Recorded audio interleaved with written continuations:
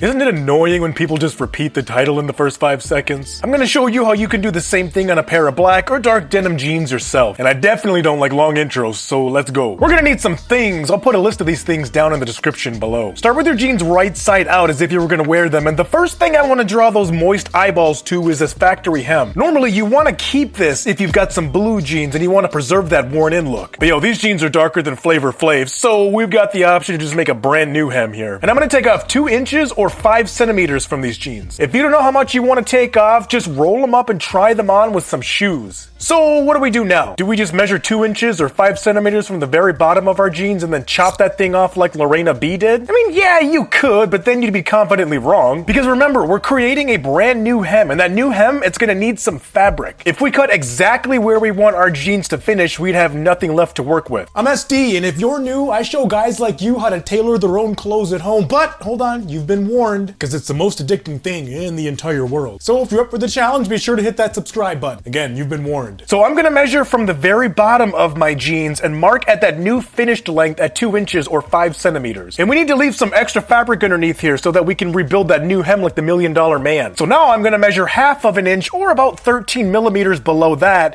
and then another 1/2 inch or 13 millimeters below that. That's gonna give us enough fabric to fold that that raw edge underneath and make everything look all nice and crisp. Mark that line all the way across your jeans. I hit a bump on the middle line, so I had to redraw it a little bit, but it totally does not matter at all because we're folding it in right there anyway. Now, here's the important part. We are not cutting on that top line closest to you. We're cutting on the bottom one furthest from you. Now, I know somebody's already got their scissors all open and ready to go, so close them. We're like 9 seconds into this tutorial, and here you are already about to screw something up. Now, once everything looks good, then you can grab your scissors and do some cutting. Now, the cut does not have to be perfectly straight at all because we're folding this under, but maybe don't attack it like you were opening a bag of Doritos either. Now for the creation of the new hem. Start by folding that raw edge up about 1/2 inch or 13 millimeters. And then fold it up another 1/2 inch or 13 millimeters like we marked before. That second fold is gonna hide that raw edge completely inside that hem. It's oh so fantastic. Now when you fold, you should see those 2 chalk lines on your edges. That's how you know you're doing it right. You see, it's great. Your jeans give you feedback on what you're doing right or wrong, unlike the woman in your last relationship. Work your way around the entire circumference of the leg and put some sewing pins around those edges. Make sure the pins hold that fold in place. Space them out by about 1/2 inch to 1 inch or roughly 12 to 25 millimeters for my Euro bros. R.I.P. Michelle Trachtenberg. You want a little bit of space in between them because it's going to make it a lot easier to remove them. But don't put 47 pins in there just because you're nervous. We're hemming pants, we're not transporting Hannibal Lecter. You can also draw a line on the back side of your jeans, but if you don't, then you can just mark the back so that you know where to fold there as well. And it's pretty slick because jeans kind of like to hold whatever shape you put them in, so they're gonna naturally fold close to the same dimensions as on the front.